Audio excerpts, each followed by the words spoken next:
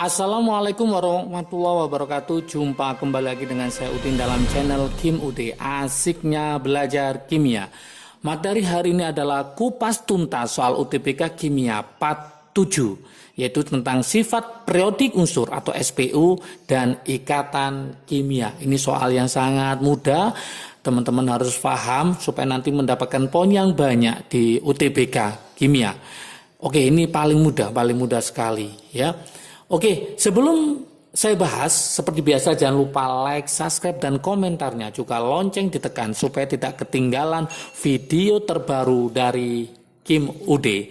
Oh ya, part 1 sampai part 6 sudah bisa ditonton di video sebelumnya. Semoga semakin paham, semakin siap UTBK, dan semakin paham tentang seluk-beluk soal-soal UTBK. Dengan harapan nanti teman-teman semua keterima di PTN favorit sesuai dengan pilihan dari teman-teman semua. Oke, langsung kita bahas. Model soalnya adalah seperti ini. Ada suatu unsur dengan nomor atom biasanya. Ada suatu unsur, kemudian bawahnya adalah nomor atom. Unsurnya nanti dilambangkan dengan PQRST, ya, PQRST seperti ini. Nomornya bisa nomor 11, 13, 15, 16, 17. Ada soal seperti ini. Berarti ada unsur dan ada nomor atom. Pertanyaan yang pertama yang akan ditanyakan ya. Unsur yang cenderung membentuk muatan min 3 misalkan. Unsur yang cenderung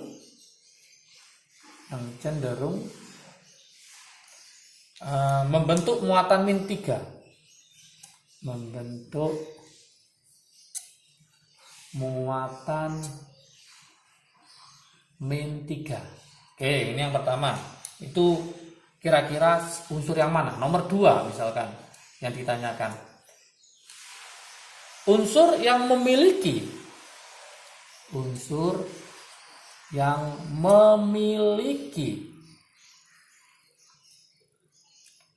sifat keelektronegatifan paling besar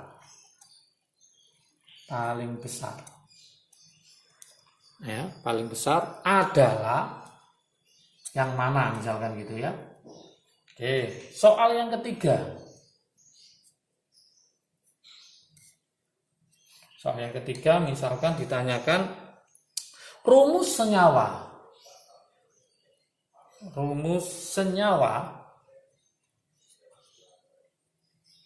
yang dihasilkan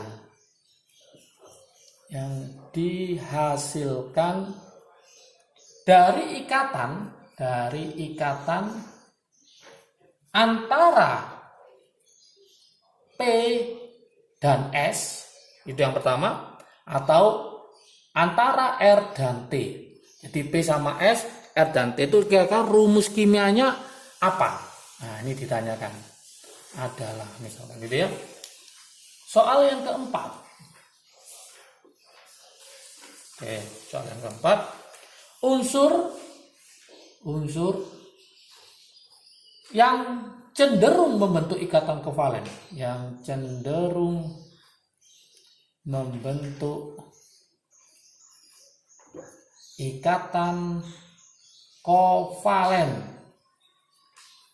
Oke.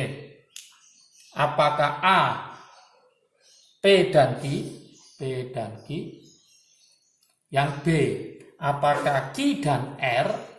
Teman-teman nanti memilih. Yang C, apakah P dan R? Yang D, apakah S dan T? Yang E, apakah T dan P? Oke, kita coba ya solusinya. Gimana solusinya? Untuk soal yang pertama. Tadi diketahui unsurnya apa saja, yaitu P, kemudian apa? Q, R, S dan T. PQRST. Nomor atomnya adalah 11, 13, 15, 16, 17. Teman-teman masih ingatkah trik asiknya? Di sini saya buatkan trik asik. Nanti kalau ingin paham silakan lihat tonton video sebelumnya tentang sifat periodik unsur ya. Periodik unsur, ikatan kimia juga, nanti link deskripsinya saya taruh di bawahnya ya. Trik asiknya teman-teman harus hafal gas mulia. Heboh negara Arab karena serangan ranjau. Angkanya harus hafal, nomor atomnya yaitu berapa? 2, 10, 18, 36, 54, 86. Gimana trik asiknya? Nah, kita mainkan di sini ya. 11 mendekati angka 10, berarti nanti 11 dikurangi 10, maka dia adalah plus 1. 13 mendekati angka 10, 13 kurangi 10, maka adalah plus 3. 15 mendekati angka 18, berarti dia adalah min 3. Yang ini berarti 16 mendekati 18, berarti dia adalah min 2. 17 mendekati 18, berarti min 1. Soal ini yang ditanyakan adalah min 3. Min 3. Yang cenderung membentuk min 3, maka jawabannya adalah yang R. Inilah jawabannya, karena cenderung dia adalah min 3. Sangat mudah sekali ya. Kalau ditanyakan ini golongan berapa, maka plus 1 adalah golongan 1A, plus 3 golongan 3A. Kalau min 3 itu golongan 5A. Ingat-ingat, yang ini golongan 6A, yang ini golongan 7A. Oke. Kita lanjutkan ke pertanyaan berikutnya, yaitu unsur yang memiliki sifat elektronegatifan paling besar untuk soal nomor 2 ya, soal nomor 2. Saya tulis di sini soal pembahasan untuk nomor 2. Masih ingatkah teman-teman trik asiknya juga untuk sifat periodik unsur? Trik asiknya, jangan lupa. Nah, di sini ada panah ajaib, saya tulis panah ajaib gitu ya. Gimana panah ajaibnya? Seperti ini.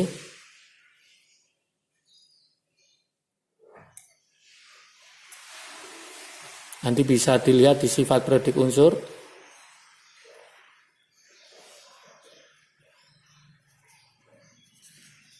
Oke, supaya bagus ya. Nah, seperti ini panah ajaibnya. Artinya apa? Di sini ada energi ionisasi, ada afinitas elektron, ada elektronegatifan, ada oksidator, dan ada asam oksi. Asam yang mengandung oksigen, kayak HCl4 gitu ya. Dari panah ini bisa kita lihat bahwa semakin ke atas, ini semakin awalnya kecil, semakin besar, semakin ke atas. Kemudian semakin ke kanan, dia semakin besar. Ingat teman-teman semua, semakin ke sana golongan 8A, semakin ke sana berarti golongan 1A. Yang diminta adalah ke elektronegativan paling besar, berarti semakin ke kanan. Untuk energi ionisasi, yang paling besar adalah golongan 8A. Untuk yang afinitas sampai ke bawah, maka golongan 7A. Dari soal ini, ke elektronegativan yang paling besar, berarti kita pilih golongan 7A. 7A adalah yang T. Ya. Berarti jawaban untuk soal nomor 2, yang paling besar itu adalah yang T. Ini T ini yang paling besar. Berarti ini paling elektronegatif.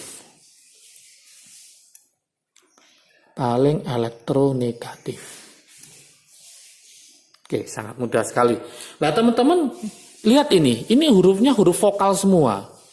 Berarti huruf vokal semakin ke sana itu semakin besar, huruf vokal semua. Beda sama konsonan, saya buatkan konsonan. Konsonan seperti ini panahnya.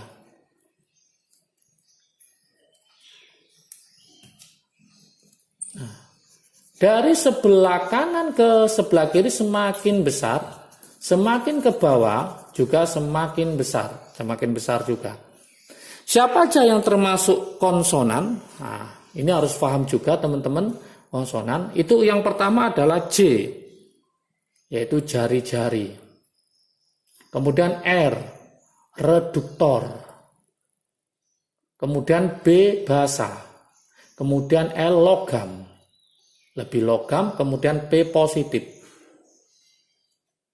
Nah, silakan dilihat huruf depannya ada huruf konsonan semua. Berarti konsonan semakin ke kiri, semakin ke bawah, maka semakin besar. Berarti yang paling besar nanti ini pemenangnya adalah golongan 1A. Kenapa golongan 1A? Karena 1A letaknya di sebelah kiri sendiri. Oke, paham ya? Berarti ini pemenangnya nanti adalah golongan 1A. Yang ini golongan 8A, ini golongan 7A. Oke, semoga paham ya. Oke, berikutnya kita ke soal nomor 3. Soal nomor 3.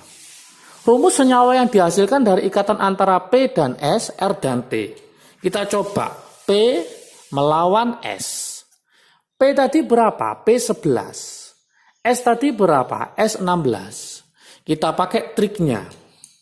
11 mendekati angka berapa? 10. Maka 11 kurangi 10 adalah plus 1. Saya tulis ini plus. 16 mendekati 18. 16 kurangi 18 berarti min 2. Maka ini saya tulis adalah 2 min.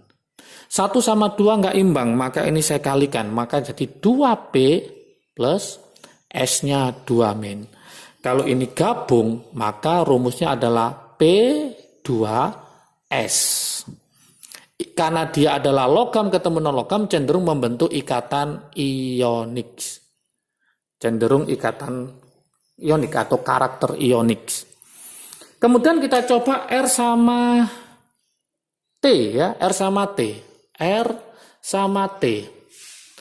R-nya di sini berapa? R-nya adalah 15. T-nya adalah 17. 15 mendekati 18. 15 kurangi 18 berarti min 3. Saya tulis berarti R-nya adalah 3 min. 17 mendekati 18 berarti min 1. Maka T-nya adalah min.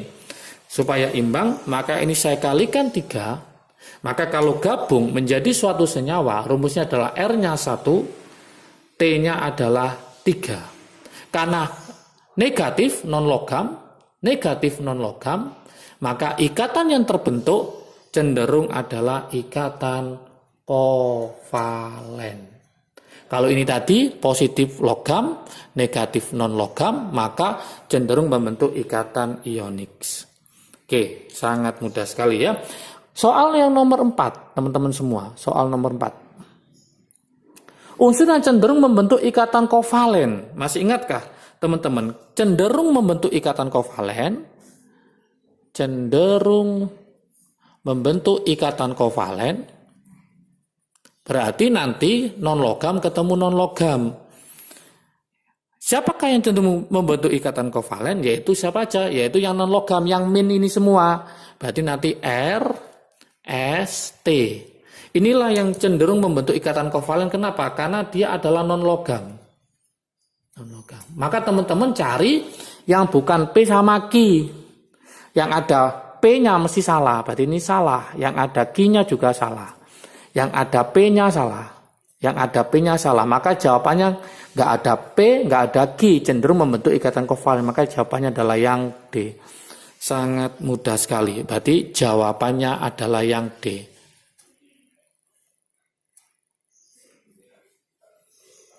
Supaya lebih paham lagi, saya buatkan soal yang nomor 5. Model yang lain. Soal yang 5 modelnya seperti ini. Energi.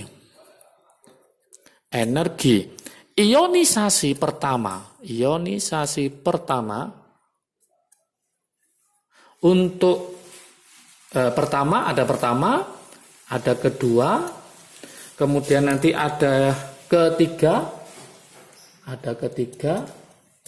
dan keempat. Dari unsur aluminium. dalam satuan kilojoule per mol adalah sebagai berikut. Yang pertama adalah teman-teman pilih mana jawaban benar. 386 ya, kemudian 5.400, kemudian 6.700, kemudian 7.900. Yang B 1040 misalnya 1.500, kemudian 2.200, kemudian 3.400. Yang C 740, kemudian 955, kemudian 8.500, kemudian 9.900. Yang D 580, kemudian 1.350 misalnya ya, 2.650, kemudian 12.200. Yang E 785, kemudian 980, 1.100, kemudian 2.910 misalkan seperti itu. Teman-teman semua masih ingatkah AL ya? Nah, solusinya seperti ini. Solusinya AL itu merupakan golongan 3A. Berarti nanti teman-teman harus mencari setelah angka ketiga terjadi lonjakan yang sangat signifikan, artinya sangat tinggi. Kita coba mulai dari A. 300 kemudian ke 5.000 terjadi lonjakan, berarti kita potong ke sini. Ada hanya satu angka, maka ini termasuk golongan 1A. Oke. Ini ada 1.000, 1.500, 2.200, 3.400 tidak terjadi lonjakan. Maka terus ya, ini bisa jadi golongan 4A. Seandainya setelah 3.400 angkanya 11.000, maka bisa kita vonis ini adalah golongan 4A karena terjadi lonjakan. Sekarang yang C, 740, 900, kemudian terjadi lonjakan 8.500, sangat tinggi sekali. Habis 700, 900 baru 8.000. Maka terjadi berapa angka di sebelum lonjakan, ada 2 angka, maka cenderung golongan 2A. 500, 1.000, 2.000 baru lonjakannya 12.200, sangat tinggi sekali. Maka ada berapa angka kita hitung? 1, 2, 3, maka cenderung golongan 3A. Maka yang diminta aluminium, maka jawabannya adalah yang D. Sangat mudah sekali. Kalau saya buat grafiknya, awalnya anggap ini 500, kemudian naik ke 1.000, naik ke 2.000, langsung naik tinggi sekali. Nah, seperti ini. Nah, ini 580, kemudian 1.350, 2.650, baru 12.200 dan seterusnya. Lah lonjakannya di sini maka ada 1, 2, 3. Maksudnya ada 3 energi ionisasi yang dipakai. 1, 2, 3. Oke, inilah kupas tuntas soal UTBK Kimia part 7 tentang sifat periodik unsur dan ikatan kimia. Semoga semakin paham, semakin bisa, semakin siap UTBK. Semoga teman-teman semua keterima di PTN favorit sesuai dengan pilihan masing-masing. Oke, semangat belajarnya, sukses selalu, salam sukses dari Kim UD. Asiknya belajar kimia. Assalamualaikum warahmatullahi wabarakatuh.